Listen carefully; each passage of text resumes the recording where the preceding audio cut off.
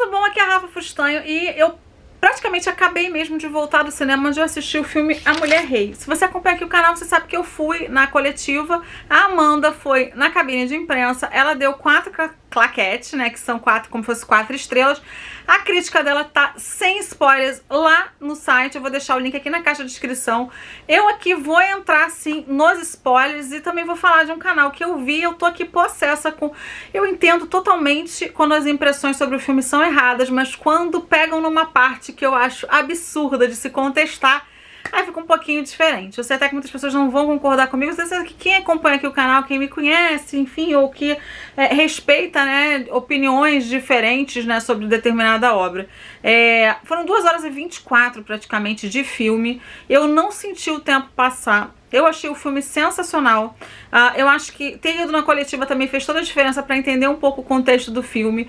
Não conhecia a fundo a história, sabia que o Rio de Janeiro tinha sido um dos lugares que receberam os navios negreiros e que esses navios foram com diversos escravos ao redor do mundo. Sabia de tudo de Portugal, dessas coisas todas, do Brasil também, né, das questões todas que envolveram aí a distribuição dos escravos para o resto dos países, mas não sabia tão a fundo assim de história.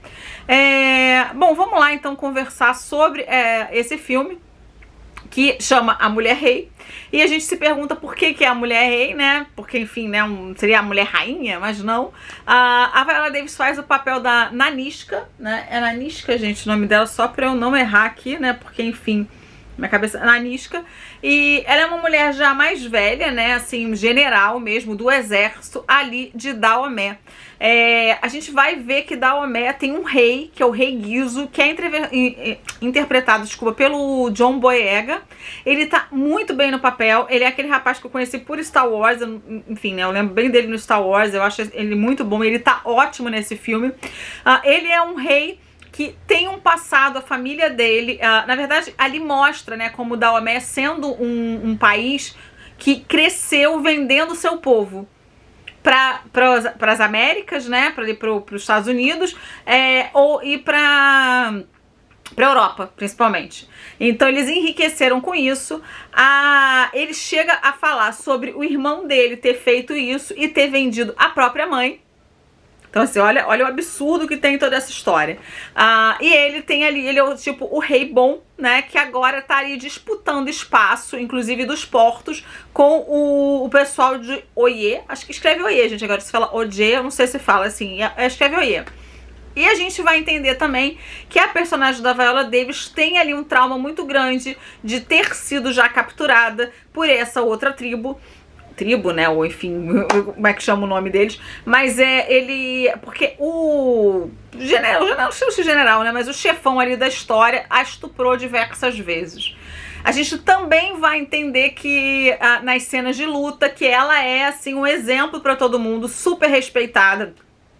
E as guerreiras, né, que ela faz parte, que são as Agoji, até tá aqui na minha blusa, gente, vou mostrar pra vocês aqui a roupa que eu estou usando, ó, que eu ganhei no dia, tá escrito lutamos ou morremos, né, Agoji, Daomé, e atrás, vou mostrar pra vocês, eu vou fazer um striptease aqui, se dá pra vocês verem, tá escrito Mulher Rei, que é o nome do filme. Ai, tira aqui, tá meio frio aqui no Rio, gente, mas tudo bem, vou tirar o casaco, já tirei. Então eu fiz questão de ir com a blusa, né, eu ganhei a blusa, ganhei também a eco bag e tal no dia. E a gente ficou entendendo o que eram as Agoji e por que elas eram tão importantes. Como tinha uma baixa dos homens em Daomé, eles começaram a treinar as mulheres para serem um exército de mulheres lutadoras, guerreiras, para enfrentar os outros reinos, né? Enfim, os outros inimigos que chegassem ali para Daomé. Daomé tem uma história, assim, então, como eu disse para vocês, que é uma história, né, não muito bacana, de venda das próprias pessoas como escravos para esses outros continentes. O que a gente vai ver também é a história de uma menina muito jovem, que é a Naui, Naui? Acho que é Naui, gente, que fala o nome, né? Eu, pra nome, sou péssima, mas enfim. É a Naui, que é o papel da atriz que eu não conheci ainda, Tuzo Mbeyo. Acho que é assim que fala o nome dela. Ela é uma jovem que o pai tenta entregá-la para um homem muito mais velho para casar com ele. Ela se nega e aí o pai entrega ela então para ser do exército do rei. Ela vai ser entregue para uma das guerreiras que é bem importante na história também, que é a Isogi, que é o papel da Lashara Linai, acho que é esse o nome dela. E ela vai treiná-la, então, né, a princípio, assim, pra ser uma guerreira. E ela é muito... ela enfrenta muitas pessoas. Então ela é uma personagem bem importante pra gente entender como que é o treinamento dessas mulheres e como elas abdicam de várias coisas pra ser desse grupo. Uma das coisas é que elas não podem ter filhos, não podem ter marido, enfim. Elas lutam, né, pra defender ali o reino e seguirem as ordens do rei. Ela vai bater muito de frente com a Nanisca porque ela se entrega muito, ela quer ser a melhor, mas ela não ouve, né, muitas ordens. Ela às vezes acha que a cabeça dela tem umas ideias melhores, então a Nanisca vai bater de frente com ela. Só que a Nanisca tem uma história com ela que a gente vai entender depois, que ela é a filha dela no fruto do estupro que ela teve. E a única pessoa que sabia disso era a melhor amiga dela, que é interpretada pela atriz Sheila, né? Acho que é Sheila o nome dela, Sheila Atim, que faz o papel de Amenza, que é uma das guerreiras Agoji também e que tem um papel muito importante na vida da Nanisca, porque foi ela que ficou com a criança e que sabe o que aconteceu com essa criança. A Nanisca lá na frente vai entender que ela é adotada, a Na'vi, e aí ela vai falar, poxa, né, eu acho que ela é a minha filha.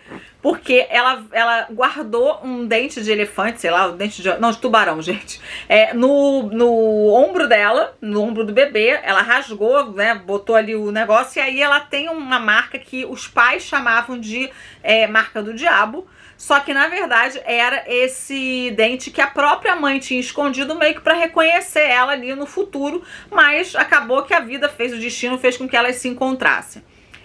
O filme vai mostrar realmente uma coisa muito dura, né? Que é quantos escravos foram vendidos, tratados como mercadoria. Então, tudo aquilo que a gente já sabe, né? De serem levados pra cá, de serem levados para diversos países, de verem os dentes deles, as guerreiras valiam mais. Então, tinha um mercado ali. E o que é bizarro é saber que o próprio povo vendia pessoas ali do povo deles, assim, né? Tá, perdia na guerra, então vai ser vendido ali como escravo. Vai chegar nessa história duas pessoas, né? Dois caras que são... gente, isso eu achei ruinzinho no filme só, porque eles colocaram dois caras que falam português com sotaque de português. Eles não têm nada a ver com o Brasil. Assim, Brasil brasileiro, tá? Mas eles vêm do Brasil como se fossem ali descendentes de portugueses que moravam no Brasil. E eles falam com muito sotaque. E eles decoraram mesmo. Você sente ali que nem o português de Portugal eles conseguem falar. Então é bem, né? Acho que tem tanto ator incrível, né? Morando nos Estados Unidos ou com oportunidade. E eles colocam dois caras que, enfim, né? Mas eles vão ter um papel importante. Porque um deles é como se fosse o cara mau, que é filho ali, que continua tratando ali como mercadoria e tal com os outros caras, né? Com os outros caras ali da Omé. E com o próprio pessoal de olho também, que fica vendendo pra eles essa matéria-prima, essa mercadoria que seriam os escravos. Só que esse rapaz, ele metade. Ele é negro, por causa da mãe dele que veio de Daomé, mas o pai dele era um branco. Então ele é tratado ali, né, pela família como se fosse um branco, mas toda hora o amiguinho ali, o meio-irmão dele, fica lembrando que ele deveria ser um escravo.